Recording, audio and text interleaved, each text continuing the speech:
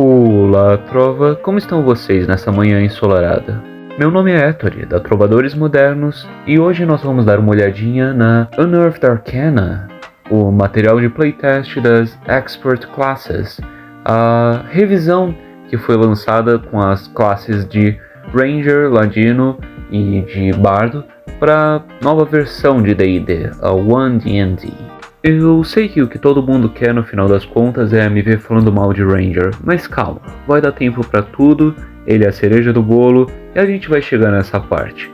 Mas antes, vamos dar uma olhadinha no resto, mais pro final.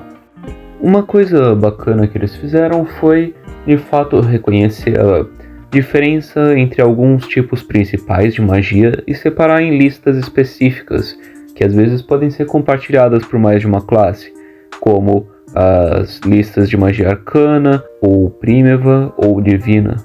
Agora, consegue me dizer qual é o problema com essa lista de magias divinas? Exatamente. Quer dizer, se você reconhece que há uma diferença fundamental nesses três tipos de magia e você se dá o trabalho de separá-las em listas diferentes, então por que elas funcionam exatamente da mesma forma? Não faz sentido uma magia divina ou primeva ser dividida por formas tão abstratas como acontece com a magia arcana, que é colocada artificialmente nas escolas, nas 8 escolas de abjuração, ou evocação, ou transmutação e afins.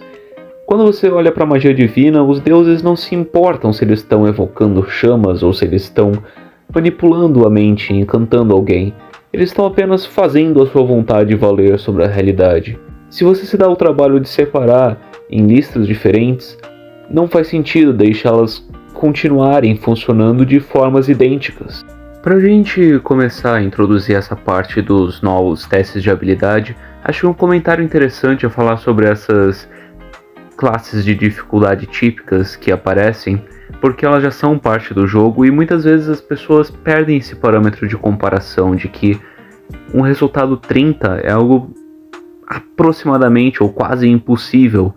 Portanto, como os incrementos de dificuldade são de 5 em 5, entre algo fácil, algo comum, algo médio, difícil ou quase impossível, não é difícil extrapolar que algo impossível seria uma DC de 35. Quando a sua classe atinge frequentemente DCs de 27 até 37, isso talvez seja um problema de design, porque você está dizendo que os personagens no jogo podem fazer coisas impossíveis, e isso, enfim, desafia a própria definição do termo. Dentre o novo texto, um problema que eu achei interessante de trazer é o da visão às cegas, ou blind sight, porque no final do texto dela nós podemos notar que fala sobre você consegue ver criaturas invisíveis ou até escondidas, o que é um problema, porque estar escondido não significa estar visível. Você poder ver uma criatura às cegas não significa que ela ainda não possa se esconder de você se ela estiver sem fazer barulho. Você ainda precisa de alguma forma de perceber a criatura. Outro ponto engraçado é o fato de que eles decidiram utilizar a regra de críticos original e não a nova que eles estão testando. Então fica um pouco confuso, eles estão fazendo um playtest para um sistema futuro e estão ignorando parte do sistema que eles já desenvolveram e já estão em playtest para esse mesmo sistema. Mas enfim, eu gostei do fato de que em vez de dar inspirações quando os personagens rolam, ou os jogadores rolam 20 no dado, é atribuído a inspiração quando eles rolam 1. E isso eu acredito que é muito melhor pelo seguinte fator: quando você atribui uma inspiração que possibilita mais sucessos no futuro a partir de uma rolagem que já foi um sucesso, você cria uma bola de neve de sucessos e ao mesmo tempo os fracassos continuam sendo frustrantes. Quando você faz o oposto, você traz uma forma de progresso, você faz de tal forma que a narrativa permita uma história de superação, em que após o fracasso você tenha mais chances de ter um pouco de sucesso. E isso é muito mais interessante do ponto de vista de experiência. No entanto, apesar de eu ter gostado da forma como eles mudaram isso, eu não gosto da forma como ela acontece. Eu não creio que a inspiração seja algo que deva ser atribuído por questões mecânicas. Ela funciona muito bem e sempre funcionou muito bem como um incentivo narrativo para aqueles jogadores que são mais tímidos terem algum motivo para irem se soltando um pouco. E uma forma do mestre averiguar quando algo que foi feito pelo jogador era digno de nota. Quando a gente atribula isso diretamente com questões mecânicas, com resultados de dado ou com a raça dos humanos, começar com uma determinada forma, uma determinada quantidade de inspirações, isso mata um pouco o elemento principal, ou que tornava a inspiração tão diferente, que é a questão quase de metajogo, né? Então era uma questão de metalinguagem dentro do jogo do D&D. Não é uma coisa que eu comentei a respeito anteriormente, porque eu queria tirar um tempo para realmente, de fato, testar todas essas mudanças que foram trazidas, e agora conseguindo ter uma noção, uma sensação, pelo menos breve, de como funciona isso na mesa de fato, eu tenho que dizer que eu não fui grande fã. Não é exatamente o meu estilo de jogo, e eu não creio que seja o de muita gente, porque mesmo que as pessoas que gostem de ter vantagem, elas vão acabar no final, a longo prazo, sendo prejudicadas, tendo a sua experiência prejudicada. E no final das contas, design de jogos é design de experiências, é saber como é a relação, a interface do jogador com a experiência do jogo. Aqui na parte de esconder, da ação de esconder, você pode notar novamente outro problema de texto. Quer dizer, ele coloca uma série de requisitos, talvez, para tornar algo mais concreto, em que situações pode ou não pode acontecer a ideia de furtividade, mas os requisitos são arbitrários.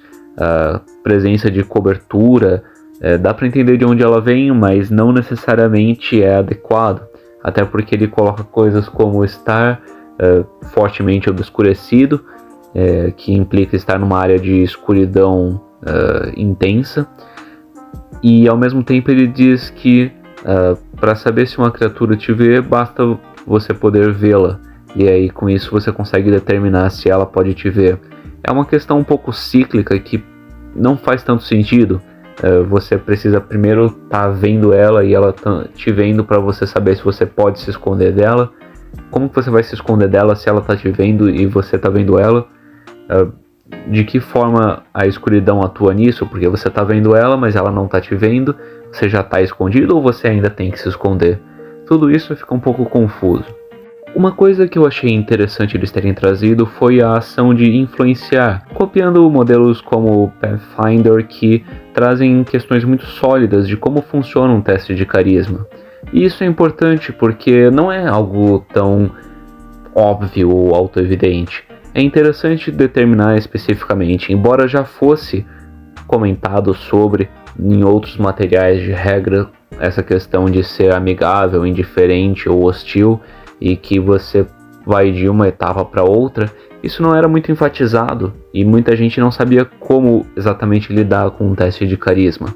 E aqui você tem uma orientação concreta, sólida e funcional para isso. Eles fazem questão de pontuar que só funciona contra NPCs, não contra jogadores, e ao mesmo tempo também colocam algumas sugestões de como isso pode ser interpretado dentro do jogo. E eu acho bacana eles pontuarem não só isso, mas também o fato de que ninguém faz coisas que são contra o seu alinhamento. Eu acho que isso coloca em perspectiva o quão, francamente, ignorante é você dizer que alinhamentos não são mais parte do jogo de D&D, não são mais relevantes. D&D é construído em torno disso, porque quando existe magia em um mundo, especialmente de ordem divina, simplesmente não é viável você acreditar que as pessoas não têm essa preocupação em discernir as intenções ou as condutas morais de outras pessoas, que não haja uma visão de bem objetivo e mal objetivo, e que tudo se trata de culturas, e que perceber bem e mal agora é perceber culturas. Não. Visões objetivas de bem e mal são muito mais reais em um mundo onde deuses são bastante presentes. A única coisa que eu achei que devia ser diferente na parte da resposta a influências é isso aqui. Eles deviam simplesmente falar: foda-se, se você estiver lidando com uma pessoa que não é exatamente amigável, que seja hostil a você, e você for mal no teste, por que ele não tentaria te prejudicar? Eu acho que esse grau tem que ser um pouco diferente. Na busca por não frustrar os jogadores, em nenhum momento eles acabam perdendo o bom senso de vez em quando. Uma mudança que eu não fui grande fã também foi na parte do descanso longo, em que você recupera todos os seus dados de vida. Já é difícil você passar por todos os dados de vida em um dia de aventura, e agora se torna basicamente impossível você ter 2 dias em sequência de aventura que sejam relevantes e que tragam consequências significativas quanto a gerenciamento de recursos e uso de dados de vida, ou parar para fazer descansos curtos, porque embora pareça que você está incentivando o uso de descansos curtos, você está tornando eles mais irrelevantes para o jogo. Pelo menos agora, no entanto, eles deixam claro que você recupera seus danos em pontos de habilidade, e também o fato de que qualquer combate interrompe o descanso longo. Só o que é um pouco confuso nisso é o fato de que, ok, então você ainda recebe os benefícios de um descanso curto se seu descanso longo for interrompido depois de 1 hora. Bacana, mas o que acontece com dados de vida? Porque tecnicamente um descanso curto, o jogador tem a opção de rodar dados de vida, o que não aconteceu obviamente porque ele achou que ele estava fazendo um descanso longo. Isso significa que toda vez que você parar para descansar, você tem que rolar os seus dados de vida. Isso é obrigatório. Eu entendo que talvez a questão de não recuperar mais só metade, e sim todos os dados de vida gastos, caminhem de forma a lidar com essa burocracia, mas de certa forma simplesmente ficou confuso e não tão funcional. Funcionava bem já, não tinha por que mexer nisso. Agora, se tem uma nova mudança que foi definitivamente arbitrária e estúpida, é a segmentação artificial entre a ação de busca e as ações de estudo. Note que entre as ações de busca você encontra intuição, medicina, percepção e sobrevivência, nenhuma das quais envolve busca, mas uma coisa que definitivamente envolve busca, que é investigação, não está aí, está entre as ações de estudo, porque as ações de busca são só aquelas que envolvem sabedoria, enquanto as de estudo envolvem inteligência, apesar do fato de que nenhuma perícia é atrelada necessariamente a nenhum atributo, então isso soa bastante arbitrário. Uma coisa que eles deram uma simplificada boa é o fato de que agora a ação de pular é bem mais simples em termos de cálculo. O problema é que o cálculo se tornou bastante estúpido, porque ele envolve o resultado total da sua rolagem, que pode ser bastante variável e significativamente alto. Para fins de comparação, vamos supor que o seu mago com 5 de força, que tem um modificador -3, rola um 18 no dado para um teste de atletismo tentando pular. Bom, isso significa que então ele vai ter 15 pés de distância cobertas pelo pulo dele. Para quem não está familiarizado com conversão de medidas do sistema imperial para o sistema métrico, isso significa aproximadamente 5 metros que ele vai poder pular. Considerando que ele vai pular 5 metros, parando para fazer um pouquinho de pesquisa, a gente encontra isso aqui.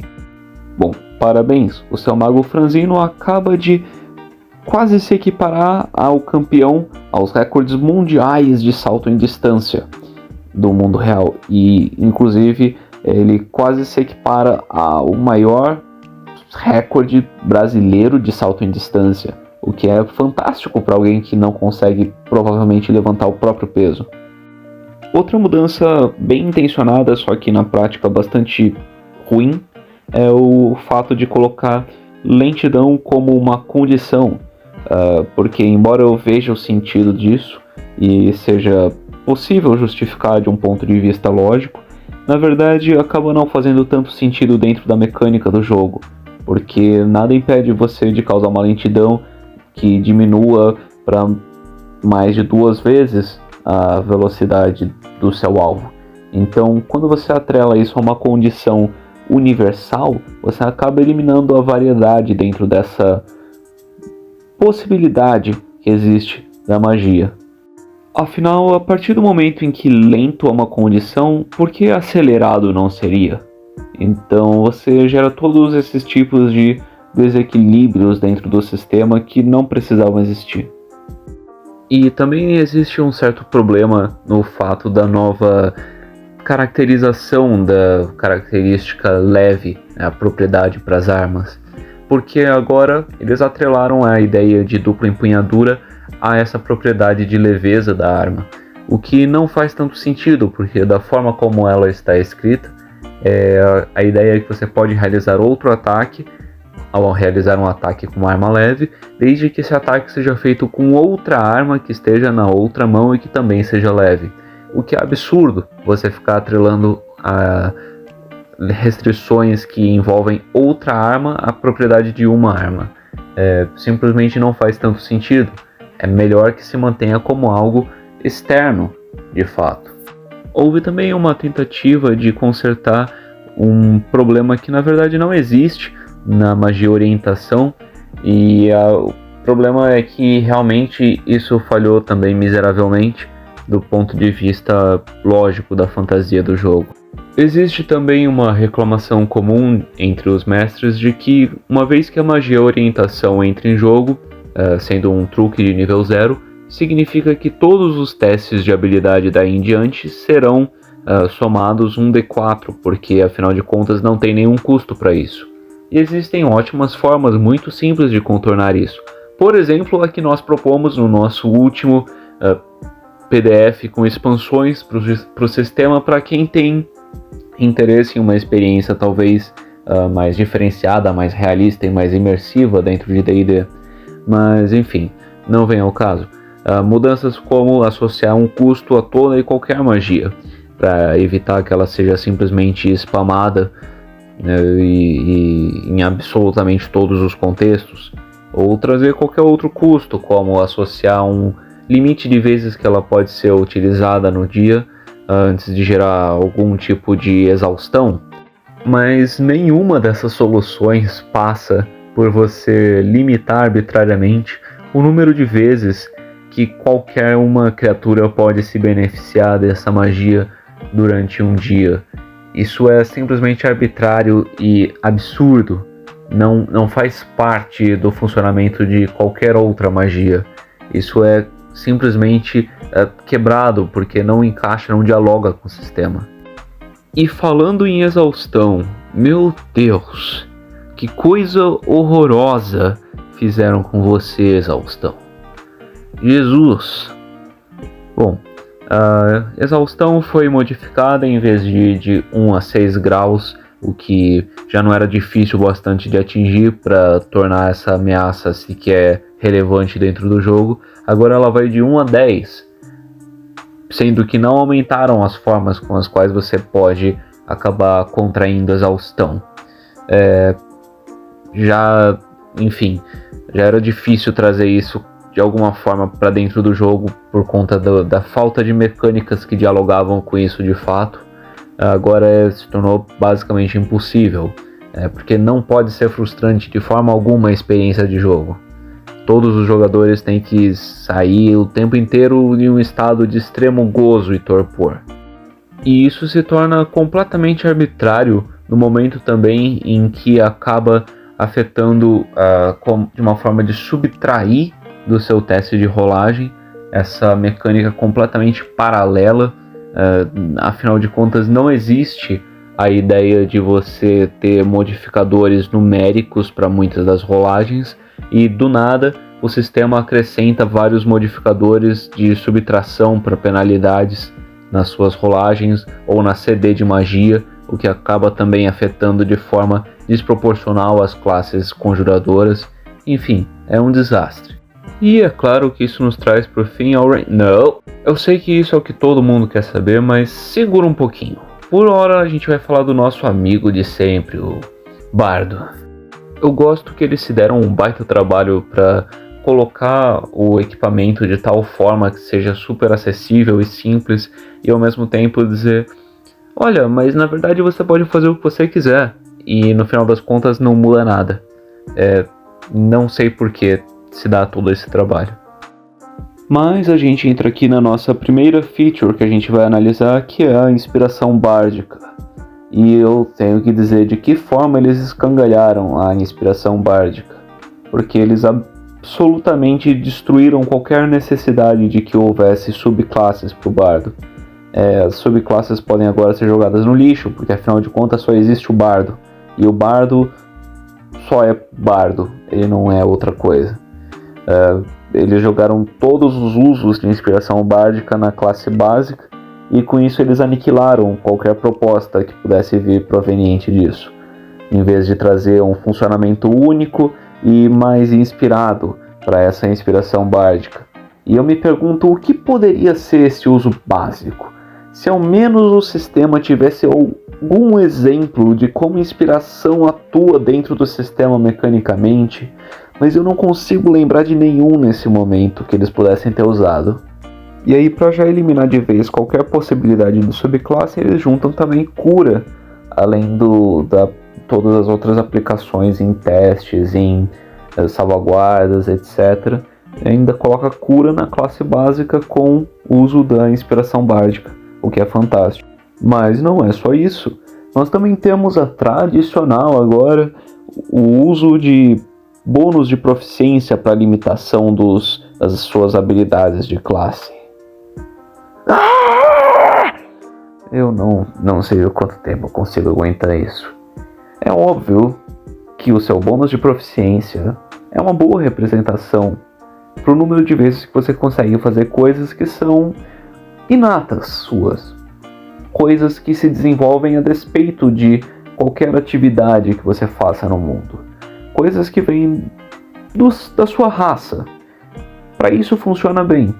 Agora, quando a gente está falando de uma classe, especialmente quando você coloca atributos primários atrelados às classes explicitamente, é evidente que o número de usos de qualquer habilidade tem que estar atreladas à habilidade primária, ao atributo primário daquela classe. Eu não sei de que forma isso pode ficar mais óbvio, porque você pegar níveis em guerreiro não te ajuda a ser um mago melhor e vice-versa. Eu não sei como isso pode não ficar claro. Uma coisa válida é você viabilizar multiclasse. A outra é você destruir todos os fundamentos lógicos e racionais das regras. E claro, lembra daquela habilidade do bardo que é a canção de descanso, que tornava tão mais interessante fazer um descanso curto e mais estratégico? Bom, a gente eliminou isso porque não dá pra ter isso. Vamos só colocar magias de cura.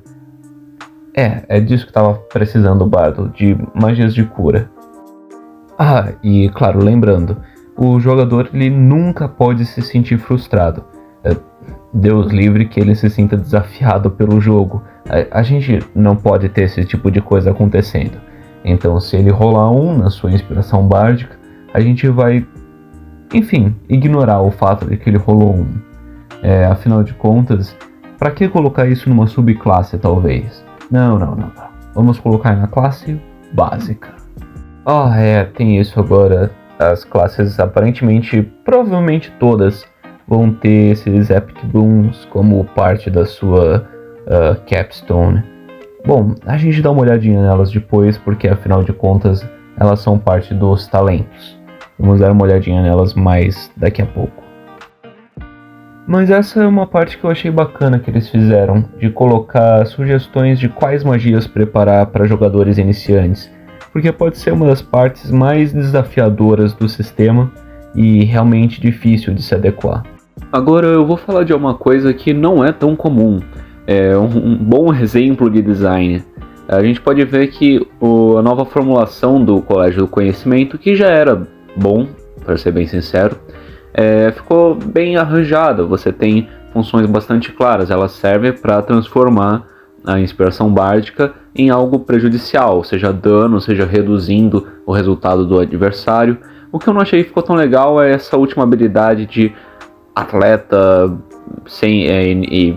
inigualável, que, bom, não creio que seja tão temático para essa subclasse. A gente arbitrariamente na capstone dela começar a atribuir essa habilidade de utilizar a inspiração em si mesmo.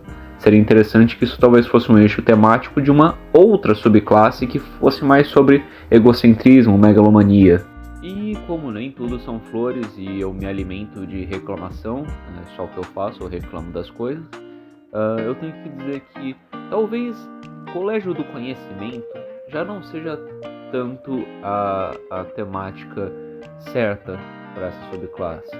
Eu creio que um Colégio do Conhecimento deveria se fundamentar em ter mais expansões do uso de, como chama, os segredos arcanos que tinha originalmente, talvez trazer mais daquilo e de novas formas, integrar sua inspiração bárdica nisso. Creio que seria mais interessante. Esse seria uma ótima forma de fato de uma subclasse, só que talvez algo mais no sentido de, sei lá, colégio da negatividade, não sei, colégio do anti-coach. Falando um pouquinho sobre os grupos de classe, eu vi que muita gente elogiou isso. Bom, de fato é interessante ter um senso de organização, mas ele não é tão importante, não foi muito relevante, para ser bastante sincero. Ele se tornou bastante inconsistente por motivos que eu vou comentar a seguir, e já era algo que vinha desde a segunda edição, quando na verdade essas classes eram subclasses desses grandes grupos, né, que eram as classes em si. Então, havendo classes e subclasses, os grupos são obsoletos, não tem por que fazer isso. E o motivo pelo qual isso se torna obsoleto é esse aqui. Consegue ver? Dá para você entender? Sim, exatamente, a expertise. Essas três classes são supostamente do grupo de experts, o que implica que eles receberiam expertise, mas uma delas recebe expertise no nível 1 e 9, a outra no nível 2 e 11º, não me lembro agora, a outra é no nível 2 e no nível 9, então é uma grande sopa, e nenhuma delas recebe expertise consistentemente, ao mesmo tempo que o Ranger, por exemplo, recebe Extra Attack, que é uma questão, um elemento que deveria ser pertencente aos homens de armas, e provavelmente também vai estar nos paladinos, sendo que ele não é um homem de armas, ele é um sacerdote. Então ficou mal organizada essa questão dos grupos, não tem relevância para o jogo. Mas Héctor, isso ajuda quem não entende muito de composição de party. Não ajuda, porque na verdade isso não está te mostrando elementos que precisam estar lá, porque a seleção desses grupos é completamente arbitrária. Você não vai estar sabendo se você está escolhendo exatamente os papéis necessários para o seu grupo. Bom, então agora que a gente passou pelo bardo, tá na hora finalmente da gente falar do... Não, calma, a gente ainda vai passar pelo ladino, vai ser o último, eu prometo. O ladino tá majoritariamente a mesma coisa, exceto por esses golpes sutis, né? O Subtle Strike, a feature dele de nível 13, que permite agora ele ter vantagem em ataques quando o adversário, né, o alvo do ataque, estiver engajado em combate com um aliado, né, estiver a 5 pés de um aliado. E embora isso pareça teoricamente bom, porque no final das contas é bom, você tem uma nova instância de vantagem, o que para o ladino é uma nova instância de crítico, e sendo uma nova instância de crítico, ele pode, né, nestas mesmas circunstâncias, utilizar um sneak attack, né, um golpe furtivo. Então, tecnicamente, é uma nova chance dele rolar um monte de dados juntos. E é bom, de certa forma, não é ruim. Mas, ao mesmo tempo, não é tão construtivo para a classe, porque, afinal de contas, a classe existe em torno do ataque furtivo. E isso não está trazendo para ele, talvez, algo muito construtivo em termos do ataque furtivo. Ele está pegando as duas condições de ataque furtivo, que é ou você ter vantagem ou o seu alvo está adjacente ao aliado, e está dizendo, se você tiver o aliado, você vai ter a vantagem também. A vantagem em si não é grande coisa, porque o que o ladino precisa é formas de utilizar o seu ataque furtivo. O fato de que tem vantagem ou não é secundário. Mas seria interessante, talvez, como parte do próprio ataque furtivo, você ter esse ponto de que quando o seu alvo está a 5 pés de um aliado, ele poder o ataque ser feito com vantagem. Mas ao mesmo tempo isso se torna meio redundante. Essa própria habilidade é redundante, porque existe flanqueamento. E se o seu alvo está a 5 pés do seu aliado, muito provavelmente você consegue flanquear ele, o que já te dá vantagem. Então se torna um pouco estúpido. Aqui surge também essa Slippery Mind, a feature de 15º nível, né, a mente escorregadia, que, se eu não me engano, era uma feature da subclasse do Mastermind, que era bem bacana. Eu não sei se faz tanto sentido estar na classe básica, para ser bem sincero. Ganhar 2 proficiências em salvaguarda arbitrárias no nível 15 não me parece tão condizente, já é algo que um monge faz. E como de costume, agora a gente tem epic bons como Capstone. A gente vai dar uma olhadinha neles daqui a pouco. A subclasse que eles trouxeram para essa UA foi o Thief, né, o ladrão.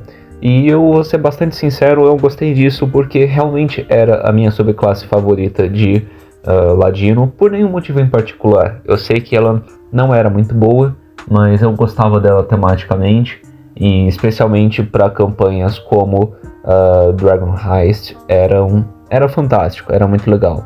E eu não gosto tanto dos elementos que surgem como o ladino psiônico e tudo mais, eu acho que é um pouco excessivo, então essas subclasses mais pé no chão me atraem bastante. Eu fico feliz deles terem revivido ela e tentar trazer pro nível das outras. Também surgiu aqui dentro da habilidade de Fast Hands, que antes permitia algumas coisinhas com a sua ação bônus a mais. E de novo, exemplo de design simples, elegante. Para que servem as subclasses? Trazer novos usos de ação bônus. É isso que serve a subclasse de Ladino. Utilizar novas formas de trazer novas formas de utilizar o ataque furtivo, coisas básicas, né? Então voltar aos básicos, é isso que precisa o jogo. Compreender melhor o que ele é em essência e o que essa habilidade traz pra gente. A gente vai estar lá utilizando a ação bônus através de uma coisa que já é da classe, né? Reciclando coisas da classe, que é a ação ardilosa, a ação astuta, para utilizar a nova ação de busca, por mais que eu odeie ela, e também para outras coisas menores com um Sleight of Hand, né, uma prestidigitação. Então isso é parte do que já tinha anteriormente na subclasse. Em seguida vem essa feature de Second Story Work, que também era parte da classe original. Aqui ela te dá uma velocidade de escalada e também ela te permite utilizar a ação de pular como um teste de destreza em vez de força. Isso é bem idiota, porque a princípio todo mestre que você falar já vai te dizer que você pode utilizar a destreza para pular nas coisas. Tipo um acrobata, para isso que serve Acrobatics, né, a perícia que tem ali de acrobacia.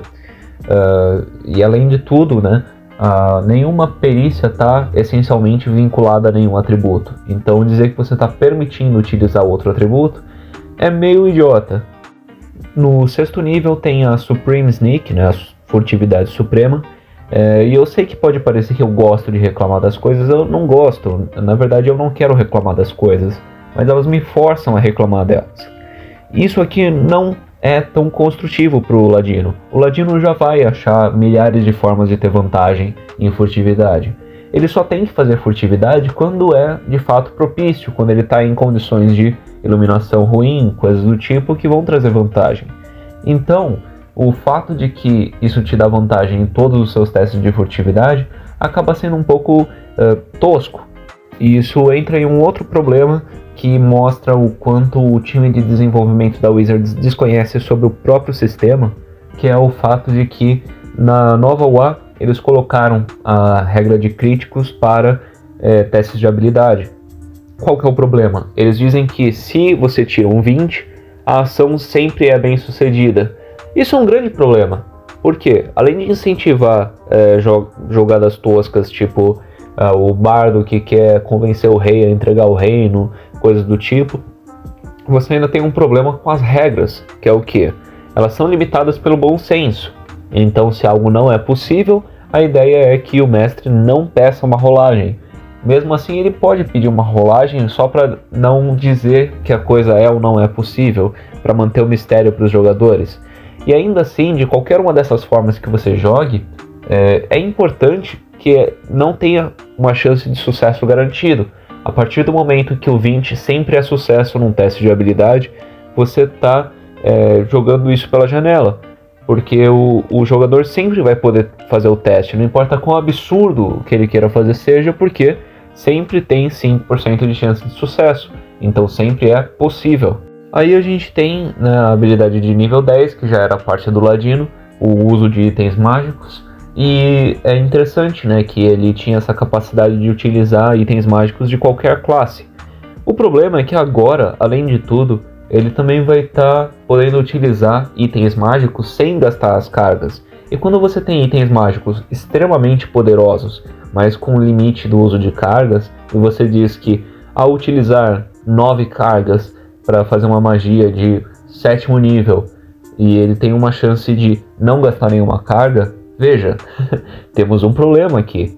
Ele também permite o uso de pergaminhos de magia, scrolls, que eu achei bastante interessante, divertido, podia ser mais simplificado, mas enfim. Que tem também os reflexos de Ladino, que como eu disse, são ótimos, é algo básico, você ter mais ações bônus é perfeito. O limite de ações de uso disso baseado em bônus de proficiência eu não vou me alongar, eu já disse que eu não gosto, mas a ideia em si é bacana e devia estar na classe básica, não na subclasse de Ladino. E agora pra gente falar dele, sim, dele, que sempre foi o coração das nossas preocupações desde que D&D é D&D, o tópico central e fofinho dos nossos assuntos, o Ranger. Bom, pra gente começar, ele traz aqui a habilidade de inimigo favorito, a Favorite Enemy, como de costume. Essa é nos últimos 7 anos de 5ª edição, já a 4ª vez que eles lançam essa classe e nenhuma delas conseguiu acertar, isso é fantástico. Requer algum tipo de talento que eu desconheço, de verdade. Bom, ele fala que você é adepto em focar a sua fúria em um único inimigo. Você sempre tem a magia marca do caçador preparada e ela não conta contra o número de magias que você pode preparar.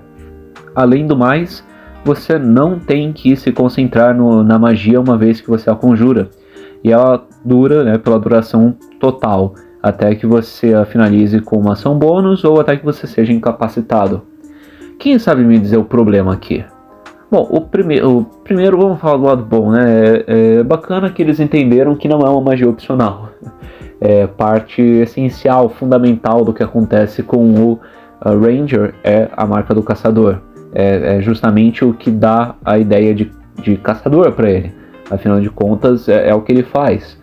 Então não dá para você ficar colocando como se fosse uma opção de escolha para o jogador. Não é obrigatório. Pseudo-escolhas são um grande problema. Mas o problema aqui, principalmente, é o fato de que você não tem que manter a concentração e ela dura eternamente. Isso significa que pela duração você pode conjurar quantas marcas do caçador você quiser. Então você está seguindo alguém na rua, você conjura tipo 5 marcas do caçador em seguida naquela pessoa, não tem que manter concentração em nenhuma, e você simplesmente dá vários tiros nela de uma vez só, que, enfim, você nota o problema disso. Tem várias marcas do caçador que podem ser estacadas, o que é um evento sem precedentes em D&D. E isso é um problema. Claramente um problema de texto, era para ter limite de uma só. Talvez limitar ali enquanto você tiver esse efeito ativo, ou a magia estiver sendo conjurada dessa maneira, você não pode conjurá-la novamente pela duração. Enfim, qualquer coisa do tipo. Mas uma solução infinitamente mais elegante é a que eu coloquei na minha própria versão de Ranger, que é o andarilho. Você pode encontrar no nosso Instagram, no link da bio, tem ali nosso Linktree, com conteúdos gratuitos para Trova. Então, dá uma olhada lá, você não vai se arrepender, é infinitamente melhor do que isso. Mas é bacana eles terem entendido que a magia marca do caçador e a habilidade de inimigo favorito, pelo menos, realmente elas dizem a mesma coisa, e finalmente eles entenderam isso. Em seguida, a gente tem aí a habilidade de 7º nível Roving, que é alguma coisa tipo perambulante, ou enfim, que é sinceramente uma porcaria. Você aumenta a sua habilidade, sua velocidade em 10 pés, ou 3 metros, e enquanto você não estiver vestindo armadura pesada, você também tem uma velocidade de escalada e de nado igual à sua velocidade. E isso é simplesmente uma porcaria, porque você nunca vai usar isso. Especialmente, enfim, continua sendo muito dependente do terreno, o que não é a ideia. A ideia é tornar ele versátil, um caçador, um explorador que se adapte ao meio, não um cara que fica dependente de estar nas condições corretas. E a ideia de aumentar a velocidade dele quase nunca vai ser relevante. Muitas vezes o combate acontece em um espaço pequeno que todo mundo alcança todo mundo. É ridículo isso. Ou ele tá com um arco que alcança lá na casa do caralho. A próxima habilidade que tem é a Tireless, incansável, de 11º nível. Forças privas ajudam a abastecer você em suas jornadas, garantindo os seguintes benefícios: pontos de vida temporários. Sempre que você terminar um descanso curto ou um descanso longo, você pode dar a si mesmo um número de pontos de vida temporários igual a 1d8 mais o seu bônus de proficiência. E também diminuir a exaustão. Se você estiver exausto quando você termina um descanso curto, seu nível de exaustão diminui em 1. Isso aqui está muito mal feito, por uma série de motivos. E todos eles são igualmente revoltantes. O primeiro é que ter pontos de vida temporário não tem nada a ver com a fantasia do Ranger. O Ranger ele não é um cara com sobrevida, ele é um cara que é bem disposto. Enfim, ele é um grande caçador. Isso aqui a gente pode dizer que está trazendo um pouco de utilidade, pelo menos para o descanso curto, mas como o descanso curto está sendo desvalorizado no jogo em geral, o fato de que essa classe valoriza ele traz um conflito em que uma parte dos jogadores quer fazer descanso curto, a outra não quer, e isso acaba emperrando a experiência em vez de contribuir para ela. O outro problema é um pouco mais denso.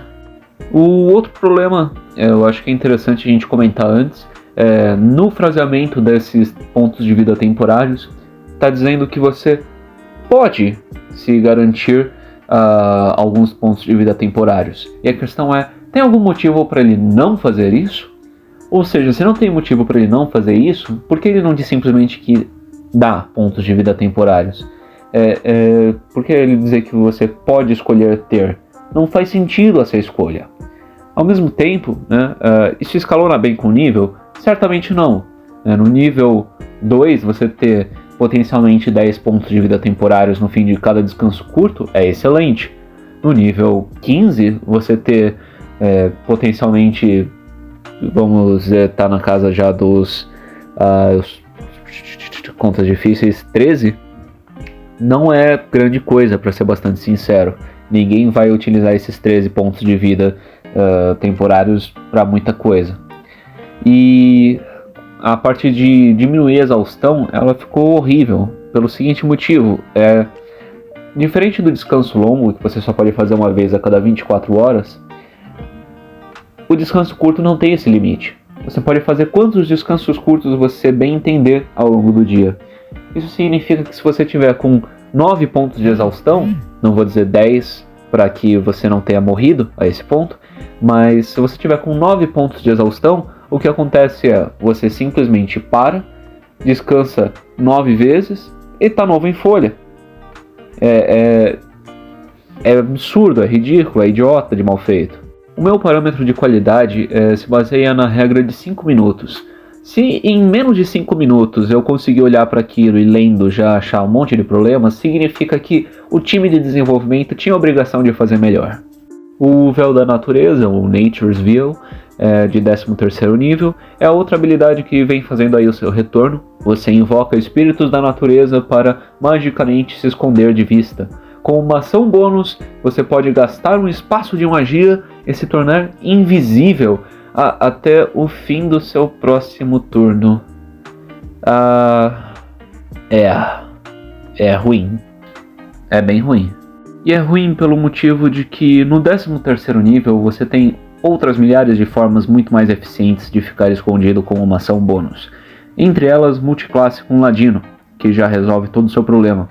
Você também tem magias como invisibilidade maior, se for da sua preocupação, e o fato de que você pode gastar um espaço de magia sem nenhuma especificação de nível ou algo do tipo, sem nenhum incremento de poder devido ao nível, significa que é um uso ruim para os seus espaços de magia. Sabe para quem isso seria uma habilidade boa? Pro Ladino, porque ele tendo mais chances de fazer um crítico, ele vai dobrar uma cacetada de dados. Só que ele já tem essa habilidade. Ele tem uma habilidade inclusive muito melhor do que essa, e como eu disse, ela nem é tão boa. Então o fato de que isso aqui te deixa ter vantagem no ataque não é grandes coisas. O seu acerto ele não vai ser tão construtivo nesse sentido, e a chance de crítico não vai impactar tanto no resultado geral da batalha.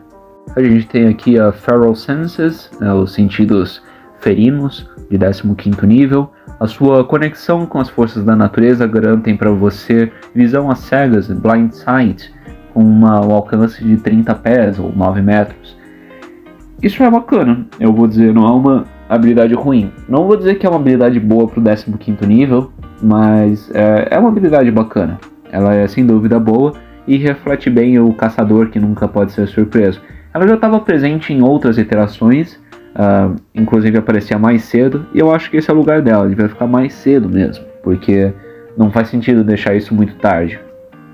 Em seguida tem no 18º nível a habilidade Foe Slayer, o aniquilador, o eliminador de inimigos.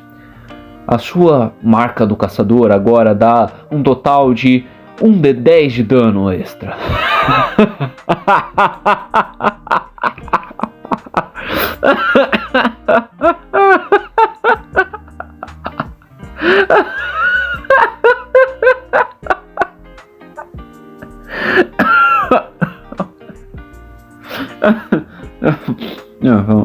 Perdão, vamos recuperar aqui. Dá um total de 1d10 de dano extra ao seu alvo, em vez de apenas 1d6, como era antes, no nível 18.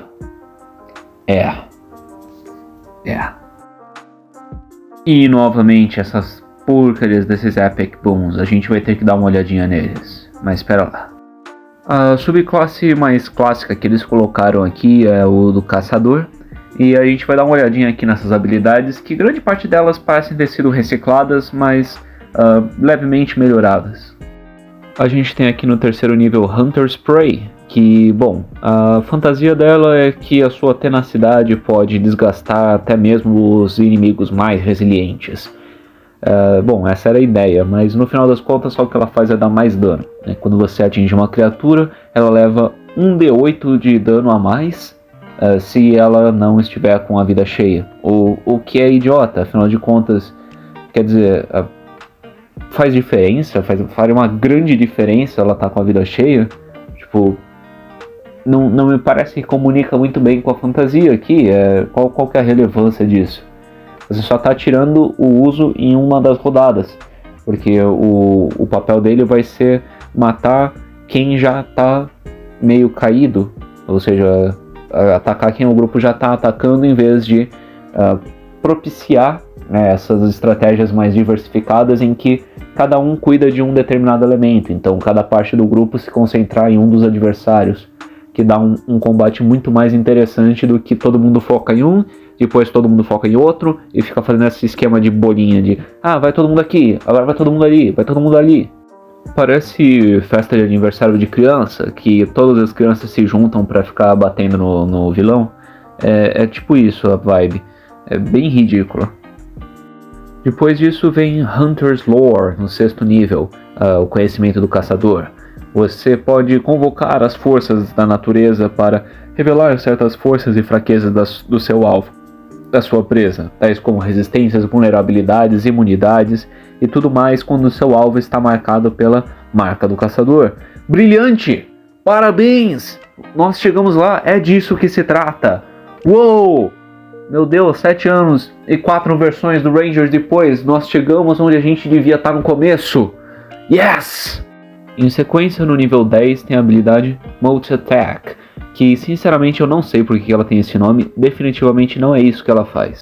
Eles conseguiram trazer oficialmente uma das piores habilidades de toda a história do D&D. Você, em vez de poder fazer um upcast de magias, agora você pode fazer um downcast. Parabéns! Em vez de você conjurar a magia, conjurar a barragem como uma magia de terceiro nível, você pode conjurar como se fosse de primeiro ou segundo nível, o que é fantástico. Pensa comigo, vamos supor que isso fosse para uma outra magia, como bola de fogo. E quando você conjura sua bola de fogo, ela fosse dar um dado de dano a mais para cada nível abaixo que fosse o espaço de magia. Perfeito. Essa bola de fogo, ela é a magia mais forte do jogo, em termos de nível de poder. Ela é objetivamente feita para ser quebrada. Ela foi feita mais forte do que deveria pela nostalgia e os desenvolvedores assumiram isso. Mesmo assim, não vale a pena você gastar o seu espaço de magia para fazer um downcast dela. Por quê?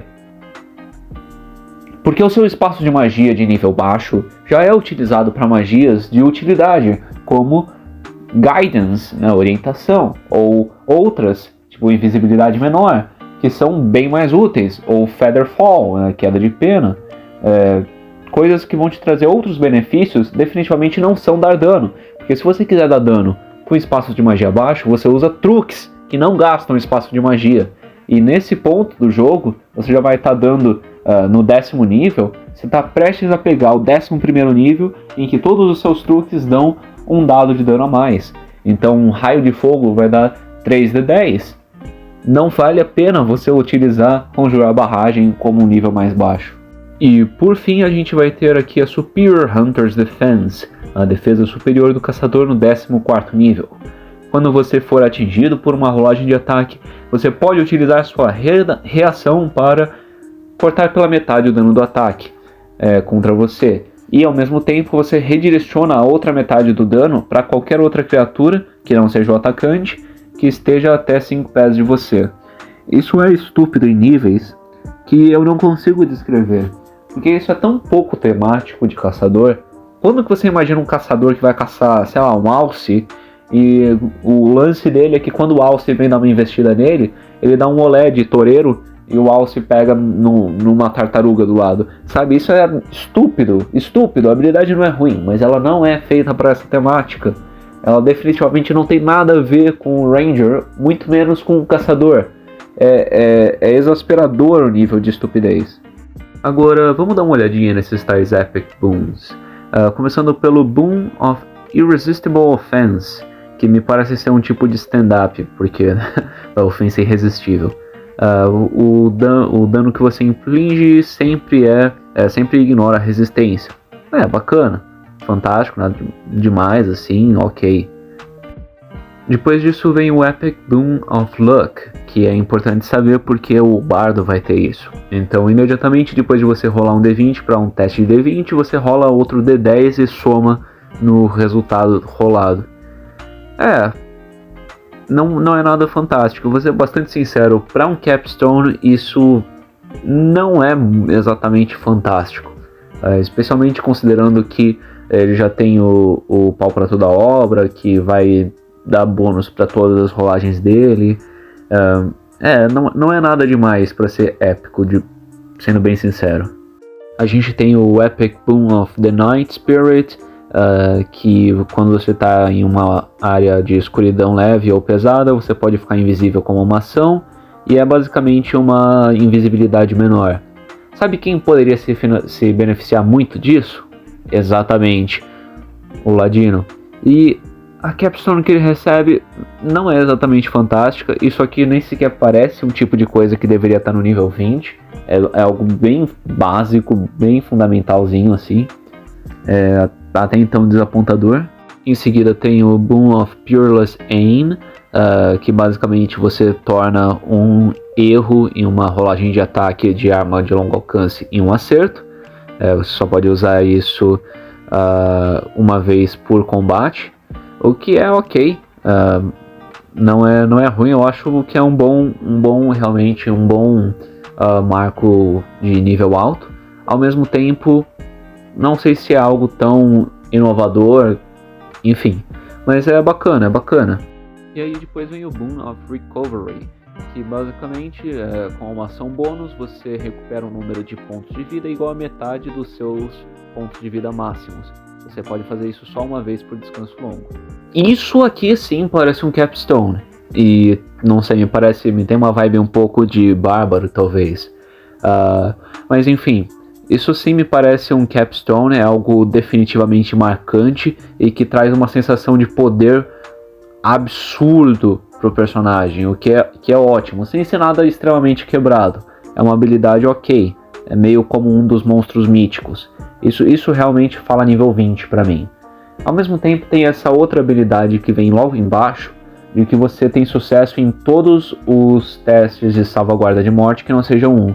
Isso é idiota, sinceramente. Qual é a chance de você rolar 2 1s em seguida, ou enfim... Veja, seria muito mais prático se eles só dissessem que você pode usar essa ação bônus, ou em vez, talvez não com uma ação bônus, você pudesse ter esse benefício sem necessariamente estar consciente. Então, mesmo que você tivesse com, eu falhei 2 salvaguardas de morte, cara, eu vou usar essa habilidade, beleza, fechou, tô de volta na ativa, né? Seria muito mais impactante, talvez até, do que a ideia de você ficar tendo sucesso em todas as salvaguardas e tá rolando só por rolar mesmo. A próxima parte aqui é a Epic Boon of Combat Prowess, que sinceramente quando você erra um ataque corporal, você pode transformar isso em um acerto e você só pode fazer isso uma vez por combate. Se parecer familiar é porque é exatamente a mesma coisa do outro, que era de longo alcance. Sinceramente podia ser uma habilidade só, honestamente, e não tem por que ficar fazendo todas essas divisões super específicas. Se o cara usa uma arma de longo alcance, ele usa uma arma de longo alcance. Se ele usa uma arma de curto alcance, ele usa uma arma de curto alcance. E enfim, no final das contas, ele é só um guerreiro tão fodido que ele escolhe acertar. É só isso que precisa ter, não precisa ter essa microdivisão. O próximo aqui na lista é Epic Boon of Dimensional Travel. Uau, né? Viagem dimensional, parece ser pica. Vamos ver. Você pode conjurar a magia Passo Nebuloso sem utilizar espaços de magia. Parece bom, parece bom. Uma vez que você usa esse benefício, você não pode fazer de novo até terminar um descanso curto ou longo.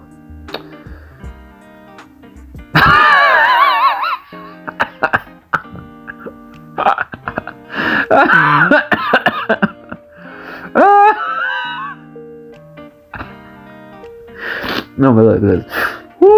Voltou. Cara, pelo amor de Deus, né? Isso aqui é um talento de nível 1, basicamente. Isso aqui é você colocar o talento da qualquer alta magia draw, uma coisa assim, que você pode usar Passo Nebuloso. Pelo amor de Deus, né? Aí a gente tem o Boon de resistência a dano energético, que eu não ligo, e o Epic Boon of Fortitude. Quando você... os seus pontos de vida máximos aumentam em 40. Em adição, sempre que você recupera pontos de vida, você recupera uma quantidade de pontos de vida adicional igual ao seu modificador de constituição. Você pode recuperar esses pontos de vida adicionais não mais do que uma vez por rodada. Olha... Sinceramente... Isso não é tão construtivo, vou ser bastante sincero. É o mesmo que o talento de robusto faz, você ganha 2 pontos de vida por nível. Basicamente está dizendo que você pode duplicar o robusto, o que sinceramente dane-se, não é tão transformador assim para a experiência de jogo. E tem a ideia de recuperar pontos de vida por rodada. Assim, esse fator de regeneração dá uma vibe meio Wolverine, que pode ser interessante, mas ao mesmo tempo é bem dane-se. Eu sinto que isso vai ser o do Bárbaro, provavelmente. Tem uma vibe muito forte do que a Wizards acha que um Bárbaro é. E realmente não me parece ser tão interessante quanto a Capstone do Bárbaro em si. de ele poder aumentar o atributo acima de 20. Aquilo é transformador, aquilo é fantástico e único. Isso é broxante. A gente tem aqui um Epic Boon of Skill Proficiency. Você ganha proficiência em todas as perícias. É bacana, vou dizer, de certa forma parece épico, ao mesmo tempo é meio difícil de explicar dentro de jogo. E cria um overlap, né, uma sobreposição meio estranha, desconfortável entre Bardo e Ladino, considerando que os dois são do grupo de experts. Não é interessante que eles fiquem pisando um no calo do outro desse jeito. Porque, por exemplo, o ponto do como é que se chama? Do Bardo é justamente ter alguns bônus para todos os testes, mesmo quando não tem perícia.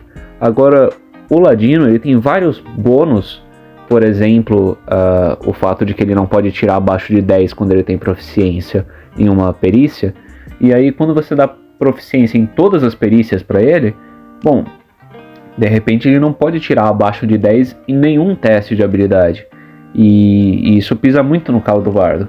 Em seguida a gente tem o boom de velocidade. Bom, você aumenta a sua velocidade em 30 pés, 9 metros. Sinceramente, nada demais para você comemorar. É algo que pode ser bacana para um super combo de monge. Enfim, mas né, talvez fazer aquele famoso monge tabaxi que conjura velocidade e tem botas de velocidade. Então pode ser interessante nesse sentido, mas não muito mais do que isso. O próximo aqui é um boom de indetectabilidade, que, né, não se esqueçam, é o capstone do Ladino agora. Você não pode ser visto ou ouvido de nenhuma forma, mágica ou não mágica, enquanto estiver escondido. Bom, essencialmente isso mata metade das habilidades da própria classe, porque muitas delas lidam com você poder, por exemplo, ficar invisível, coisas do gênero, que são você não ser percebido e tal. E isso aqui basicamente diz, você se esconde e pronto.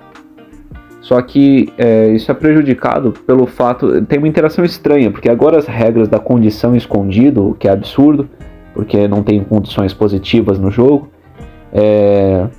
a condição escondido diz que essa condição termina sempre que você faz um barulho maior do que um sussurro. Se você não pode ser ouvido, o seu escondido nunca acaba. Você pode literalmente passar eternamente escondido. Você nada mais revela a sua posição. É idiota. Em seguida, o Boon of the Unfettered, que basicamente te transforma no homem líquido. Com uma ação bônus, você pode usar a ação de desengajar, que já é uma habilidade de Ladino, então já mata um pouquinho ele. E o monge também. Que também encerra a condição agarrado. Então, basicamente, existem várias formas aqui de você virar um Ladino sem ser um Ladino. Enfim. E é bem isso, né? A ideia em si é legal, é bacana. Você ser meio como água assim, eu creio. Faz sentido com um daqueles personagens Gosma idiota que tem agora. E eu não vou ficar passando pelos estilos de luta de um em um, mas olhando para esse aqui, por exemplo, do Proteção, a gente pode ver que ele usa primeiro um fraseamento que eu acho muito idiota, que é imediatamente depois que uma criatura que você possa ver faz uma rolagem de ataque e acerta o alvo, que não seja você, você pode utilizar a sua reação para interpor o seu escudo e impor uma desvantagem, uma penalidade de -2 na rolagem de ataque, potencialmente fazendo com que ela erre. Você deve estar usando um escudo para usar essa reação. Isso é idiota, né? Primeiro, porque, por que não utilizar uma arma? Mas enfim. Segundo, porque ele traz modificadores numéricos que a gente está tentando evitar na quinta edição. E também pelo fato de que quando você escolhe utilizar algo depois de saber o resultado, se acertou ou não, você não está potencialmente fazendo com que o ataque erre. Você ou está fazendo com que o ataque erre, ou você não está fazendo com que o ataque erre, e nesse caso você não usa. É bem claro, é bem simples. Não tem nenhuma condição em que esse fraseamento seja cabível para uma habilidade, mas eles insistem em usar. Agora, isso ilustra um pouquinho pra gente a pegada geral, né, só pra gente encerrar, da ideia de que agora os talentos têm requisitos de nível e etc e tal. Sinceramente, eu vejo alguns requisitos como sendo convenientes às vezes, por exemplo, o requisito de classes conjuradoras, isso é bacana. Agora, quando você fala de requisitos como primeiro, segundo, terceiro, quarto nível, isso só alimenta uma forma idiota de pensar os talentos, em que eles são cada vez mais sofrem, né, cada vez mais eles sofrem dessa condição de power creep. Então, cada vez eles fazem mais e mais e mais coisas, e o talento ele precisa ser cada vez mais estratosférico para parecer único. Quando na verdade ele não precisa ser, não devia precisar ser. Um talento no nível 1 devia fazer tanta diferença quanto um talento no nível 20. Não importa qual talento você está pegando. Ele ser só uma forma de distinguir um pouco a personalidade e o seu estilo de jogo. Não é o que está acontecendo. Eles não estão sendo equivalentes.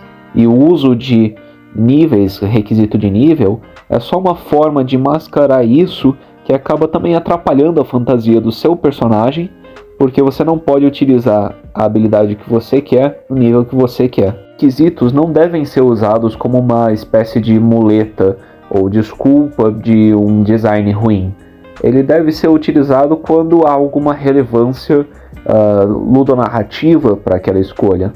E não é isso que está acontecendo, o que é muito triste, eu acho. Mas enfim, essas são minhas observações sobre esse material. Se você curtiu essa exposição aqui, eu espero que você tenha gostado e tirado algum proveito dela, talvez até aprendido algo novo, ou enfim, que tenha sido construtivo de alguma forma. Deixa o seu like aí, ajuda bastante a gente, mostra para os seus amigos, compartilha esse vídeo, ajuda a gente a crescer e a mostrar essa relevância. Eu agradeço extremamente a toda essa comunidade que tem auxiliado a gente a expor novos conteúdos sobre RPG, uma nova forma de ver e enxergar o RPG, não só como uma forma de entretenimento, mas como uma ferramenta educativa, uma ferramenta de terapêutica também. E eu agradeço demais por todo o apoio de vocês nessa caminhada. Eu espero que a gente possa continuar trazendo mais materiais, e eu pretendo, quando sair o próximo OA desse gênero, trazer algum parecer sobre ela. Pessoal, foi um prazer. Ettore, da Trovadores Modernos, e até uma próxima. Tchau, tchau.